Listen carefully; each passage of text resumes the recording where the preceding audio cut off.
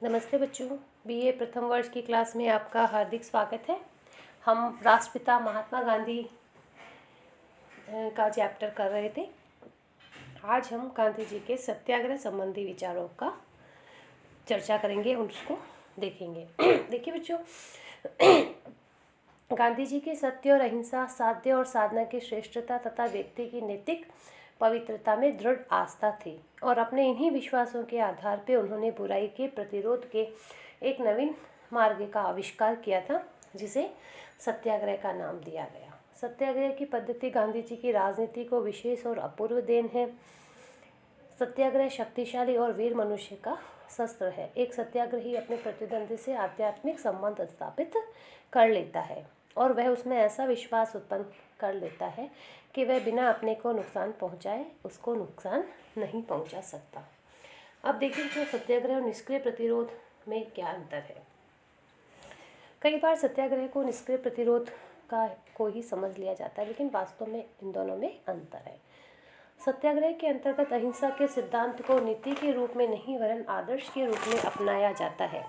इस कारण सत्याग्रही किसी भी स्थिति में अहिंसा का त्याग और हिंसा का प्रयोग नहीं कर सकता, किंतु निष्क्रिय प्रतिरोध में अपनी निर्बलता के कारण नीति के रूप में अहिंसा का पालन किया जाता है, मौलिक सिद्धांत के रूप में नहीं। सेकंड, निष्क्रिय प्रतिरोध में शत्रु को परेशान करने की भावना पर बल दिया जाता है, किंतु सत्याग्रह में सत्याग्रही स्वयं ही अधिकतम कष्ट झेलता है।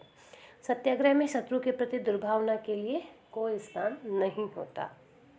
तीसरा, निष्क्रिय प्रतिरोध निर्बल का शस्त्र है और सत्याग्रह वीरों का। सत्याग्रह करने के लिए निर्भयता, हिम्मत और मर्दानगी की ज़रूरत होती है। फोर्थ, निष्क्रिय प्रतिरोध द्वेष, घृणा और अविश्वास पर आधारित है। इस कारण इनका प्रयोग स्वजनों और रिश्तेदारों के विरुद्ध नहीं किया जा सकता, लेकिन सत्याग्रह प्रेम मूलक है। वह विरोधी के प्रति प्रेम और उदारता की भावना पर आधारित है। इस कारण सत्याग्रह का प्रयोग निकटतम और प्रियतम व्यक्ति के प्रति भी किया जा सकता है। फिर नेक्स्ट है, निष्क्रिय प्रतिरोध में रचनात्मक प्रवृत्ति या कार्यों के लिए कोई स्थान नहीं होता और उसका कोई अपना विशिष्ट जीवन दर्शन भी नहीं है, किंतु सत्याग्रह का अपना जीवन दर्शन है और उनमें रचनात्मक कार्यक्रम को महत्वपूर्ण स्थान प्राप्त है। गांधी जी ने अपने सत्याग्रह आंदोलन में खादी, ग्रामोद्योग, अस्पृश्यता निवारण, प्रौढ़ शिक्षा, साक्षरता प्रसार, मद्यपान निषेध आदि रचनात्मक कार्यक्रमों को अपनाया था। अब देखिए बच्चों, ये तो हो गए सत्याग्रह निष्क्रिय प्रतिरोध में अंतर। अब सत्याग्रही के क्या गुण हैं, तो प्रत्येक व्यक्ति देखिए सत्याग्रही का आचरण नहीं कर सकता। इसके लिए ज़रूरी है वह सत्य पे चलने वाला, अनुशासन में रहने वाला, मनसा वाचा कर्मणा अहिंसा में विश्वास रखने वाला हो। सत्याग्रही कभी अपने उद्देश्य की प्राप्ति के लिए छल, कपट, झूठ, हिंसा का सहारा नहीं लेता और वह जो कुछ करता है खुले रूप में करता है और अपनी कमजोरियों और भूलों को छिपाने के बजाय उन्हें खुले रूप में स्वीकार करने के लिए तत्पर रहता है। ये तो हो गए सत्याग्रही के गुण। अब सत्याग्रह के क्या क्या रूप होते हैं, तो देखिए बच्चों, सत्याग्रह के रूप में सबसे पहला है असहयोग आंदोलन। गांधी जी का विचार था कि किसी भी शासन द्वारा जनता के सहयोग से ही शोषण और अत्याचार किया जा सकता है। ऐसी स्थिति में यदि जनता शासन के साथ सहयोग करने से इनकार कर दे तो शासन के द्वारा कार्य नहीं किया जा सकेगा। सन 1920 में भारत में ब्रिटिश शासन का विरोध करने के लिए असहयोग आंदोलन के मार्ग को ही अपनाया गया था। दूसरा है सविनय अवज्ञा आंदोलन। सत्याग्रह का असहयोग से अधिक प्रभावपूर्ण रूप सविनय अवज्ञा है। गांधी जी इसे पूर्ण प्रभावदायक और सैनिक विद्रोह का रक्तहीन विकल्प कहते थे। सविनय अवज्ञा का तात्पर्य अहिंसक और अविनयपूर्ण तरीके से कानून की अवज्ञा करना है। कानूनों की यह अवज्ञा हिंसक रूप ग्रहण न कर ले, इसलिए वे कहते थे कि सविनय अवज्ञा का प्रयोग जनसाधारण नहीं करे वरन कुछ चुने हुए विशेष व्यक्ति करें, और जिन कानूनों का उल्लंघन किया जाए, यह बात सत्याग्रह द्वारा नहीं, मतलब किसका उल्लंघन किया जाएगा यह हर व्यक्ति डिसाइड नहीं करेगा वरन नेता ही डिसाइड करेगा। जैसे 1931 में नमक आंदोलन के रूप में महात्मा द्वारा इस शस्त्र का प्रयोग किया गया। फिर नेक्स्ट है बच्चों हिजरत या प्रवचन। सत्याग्रह का नेक्स्ट रूप है ये, जिसका अर्थ है स्थायी निवास या स्वैच्छिक परित्याग। ऐसे व्यक्ति जो अपने आप को पीड़ित अनुभव करते हो, आत्मसम्मान रखते हुए उस स्थान में नहीं रह सकते हो, अपनी रक्षा के लिए हिंसक शक्ति नहीं रखते हो, उनके द्वारा हिजरत का प्रयोग किया जा सकता है। तो 1918 में बारडोली में गांधी जी के द्वारा हिजरत का सुझाव दिया गया। फिर नेक्स्ट है बच्चों अनशन। सत्याग्रह का अन्य रूप अनशन है। हालांकि अभी इसका बहुत गलत प्रयोग हो रहा है। गांधी जी इसे उग्र अस्त्र समझते थे और वे कहते थे कि इसको यूज़ करने में बहुत सावधानी बरतनी चाहिए। अनशन केवल कुछ विशेष अवसरों पर अत्याचारियों के हृदय परिवर्तन के लिए ही किया जाना चाहिए। इसके अतिरिक्त इस अस्त्र का प्रयोग हर किसी द्वारा नहीं वरन आध्यात्मिक बल संपन्न व्यक्तियों द्वारा ही किया जाना चाहिए, क्योंकि इसके सफल प्रयोग के लिए मानसिक शुद्धता, अनुशासन और नैतिक मूल्यों में आस्था की अत्यधिक आवश्यकता होती है।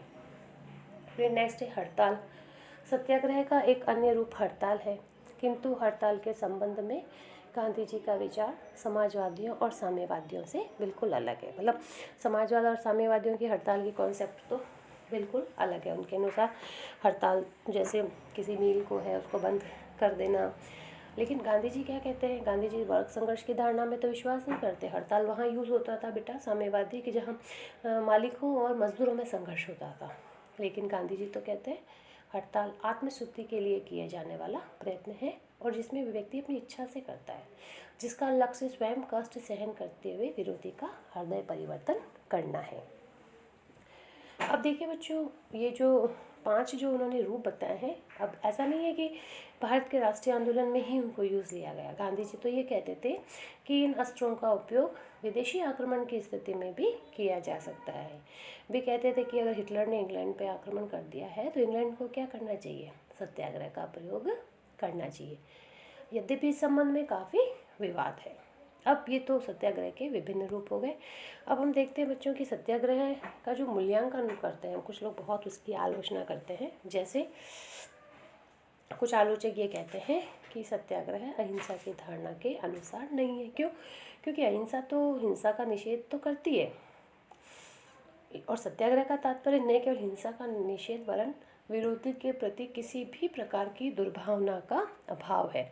जब दुर्भावना का अभाव मतलब, जबकि अहिंसा तो कहती है मनसा वाचा करना, किसी को नुकसान ना पहुंचाया जाए, चाहे वो विरोधी ही क्यों ना हो।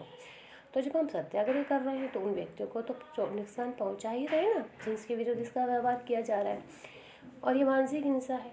तो इसलिए आलोचकों द्वारा उपवास को आतंकवाद और राजनीतिक दबाव की संज्ञा दी गई है।